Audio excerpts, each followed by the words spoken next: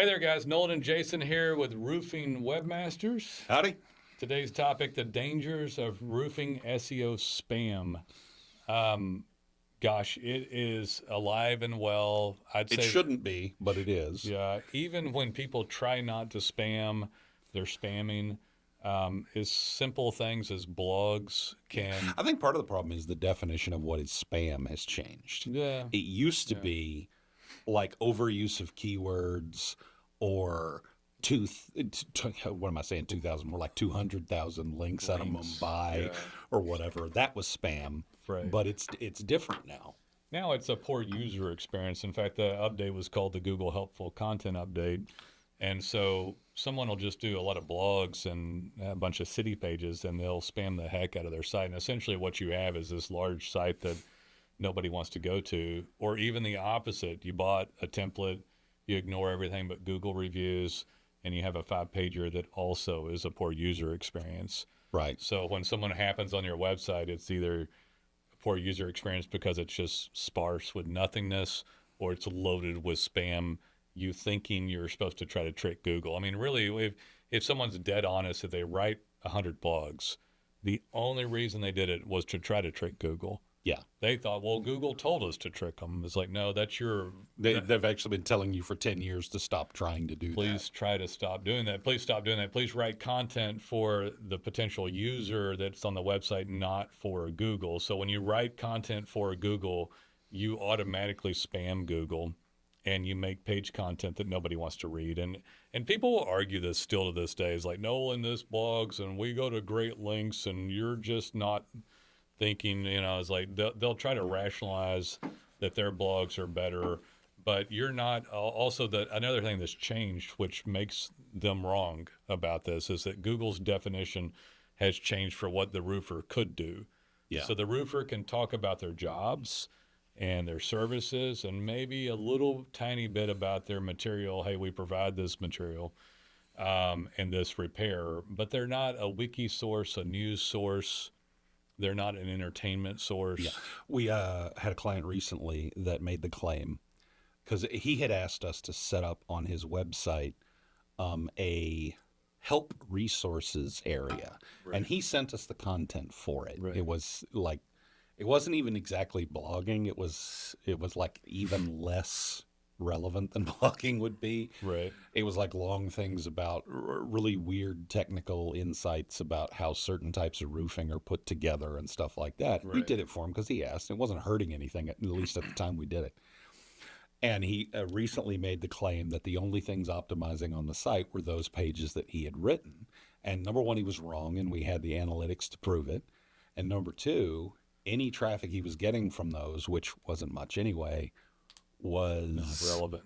yeah, he was ranked well for keywords on those Right. pages, like ranked number one, but there were no searches and no actual traffic from it. And I was able to demonstrate to him, no, that's actually not the case because these aren't doing anything for you because this isn't what your site is supposed to be about. Now, even if it had brought in some traffic, which it don't tend to let you anymore. Back in the Yeah. day, they would have let you do this. Yeah, back in the day, it was actually a good strategy and it worked. But So somebody, you might get 2,000 visits a day, but the visits are irrelevant to your service. yeah, And Google would look at it and go, well, there's some traffic there, at least coming to the site. Nowadays, they'll look at it and go, well, that's not your position to talk about that. right. And so if somebody wants that, they can go to Wiki or to go to the manufacturer.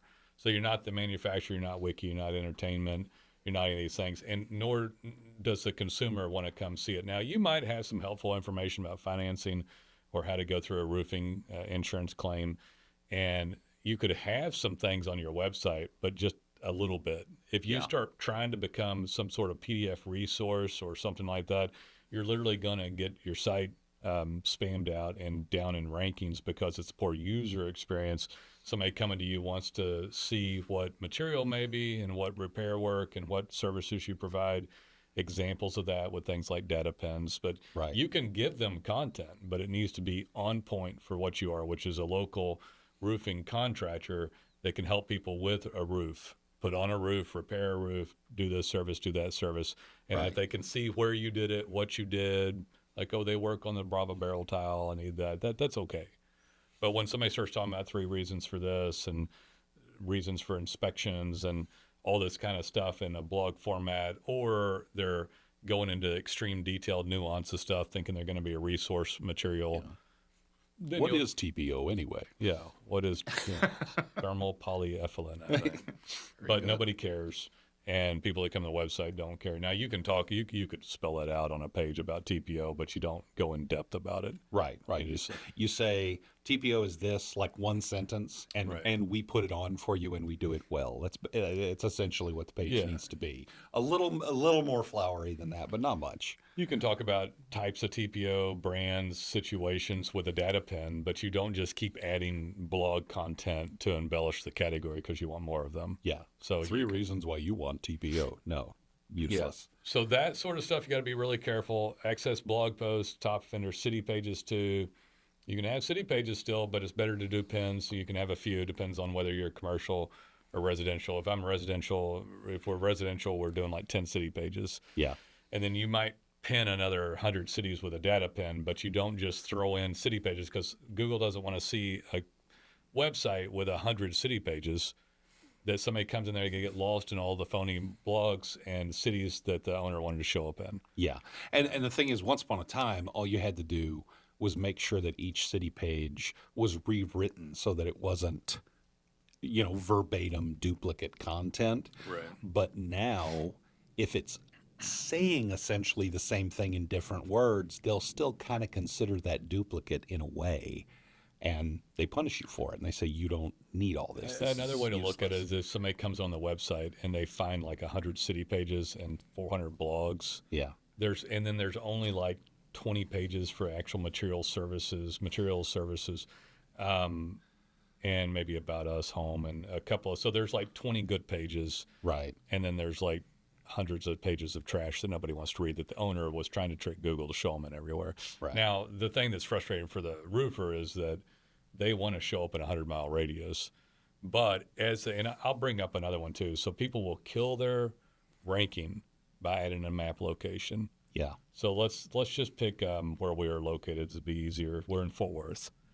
So we're in Fort Worth, and there's 1 million people in Fort Worth, and then there's a lot of auxiliary bump from local areas. So there might be another 1 million. Yeah. So if you're in Fort Worth, you got like the ability on Google for people to see you around 2 million people, which is fabulous. But the roofer wants to show up also in, let's just say, Arlington. Yeah. So it's only next door. It's just down the road. It's Arlington. So they go at And if you're from Texas, it seems like it's not very far at all because you're used to driving. Seems that like far. it's fine. And back in the day, this wouldn't have been spam, but you go and add an Arlington location and you justify yourself into thinking it's good, even though it's against the Google Webmaster guidelines. Right. So you go get your best phony address, and Google verified it, which is confusing for the roofer. Yeah. They think I'm wrong because They think that Google's telling them, yes, go ahead, do this. we've You're let fine. you in the door. I literally just talked to All they did was say, yes, that is a business address. That's a business It address. exists. We'll use it as a service address because it's clearly a virtual office. Even though that's against the Google Webmaster guidelines, we will allow it. Right. So they give you a diminished verification of a service address. You put it onto your Fort Worth website and immediately lose Fort Worth keywords. Right. And then you look up and wonder what's going on, and you've inadvertently spammed. If you don't have someone skilled like Roofing Webmasters to help you, you don't realize what just happened. What just happened is that you're no longer local to Fort Worth people. You should have put all your energy and effort into your branded signaling to show up as high as possible in rankings in Fort Worth, which would have created daily call volume. Instead, you went down another road and said, well, it's only $100. It's a fake P.O. box behind a reception stand, but I can go in there and use an office if I need to and have coffee and meet somebody. So you rationalize it out, Yeah. and you talk through yourself. And we've heard every rationalization for and this. it's technically against Google Webmaster guidelines, but they verified it. So the head doesn't always talk the tail on Google. They let you through the Right. door. You did your little video. You got your office that's a really poor quality office put up.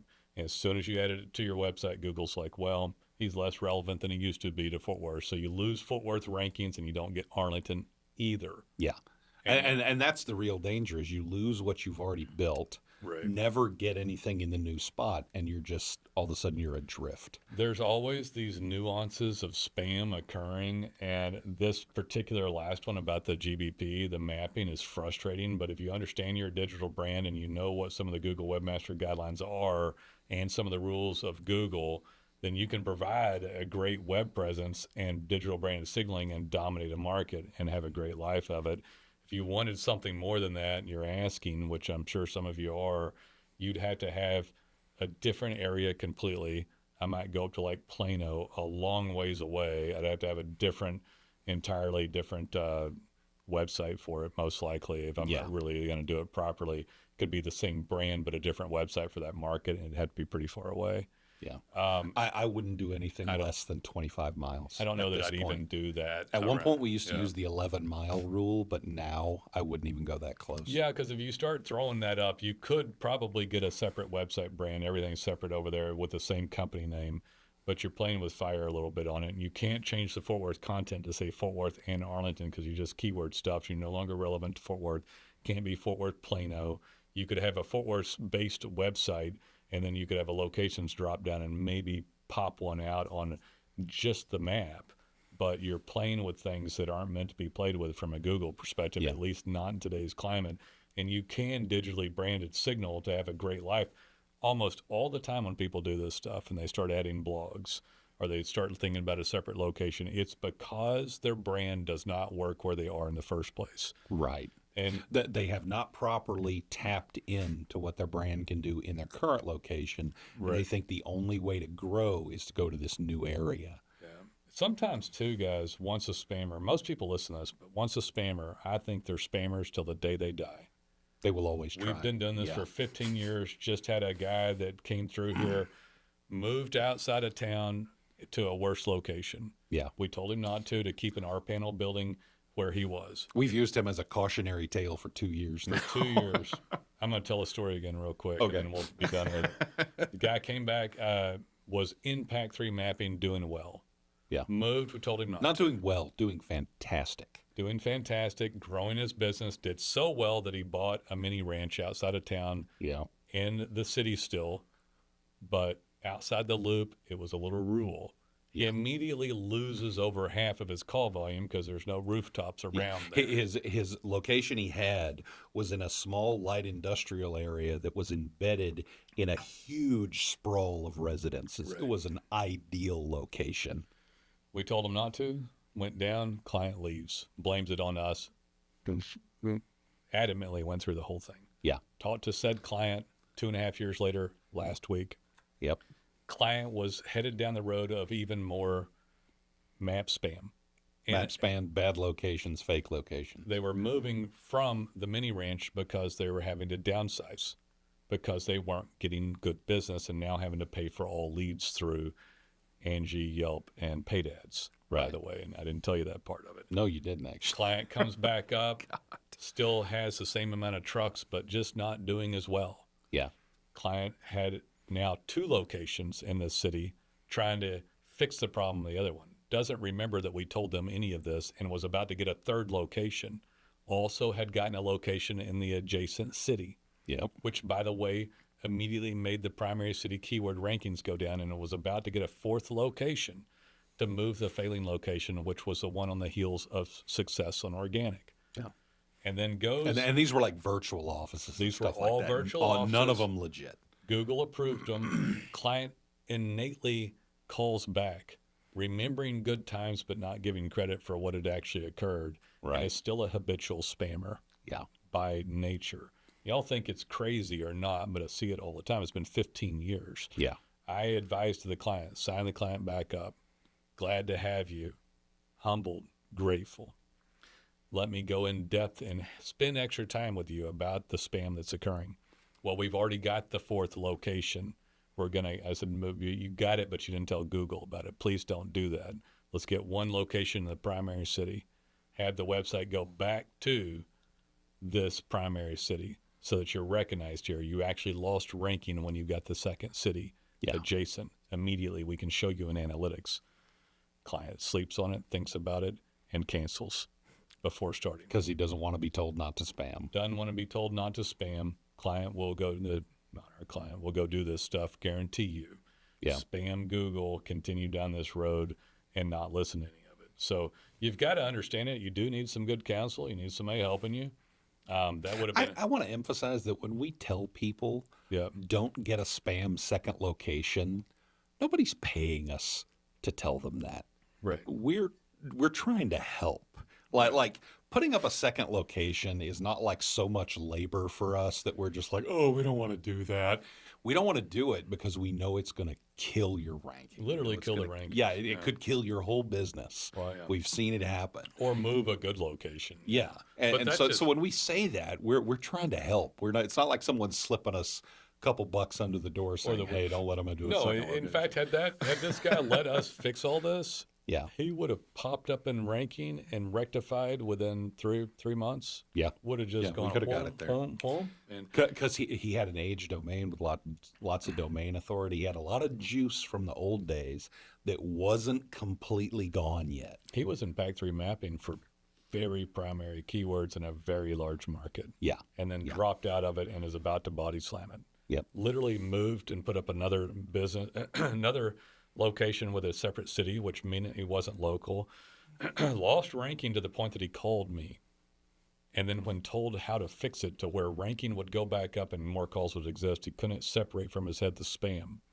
And being told about it, that the spam itself caused the decrease. The brand's not trusted by Google as a local provider. Lost it. And then calls but doesn't want to hear it. yeah.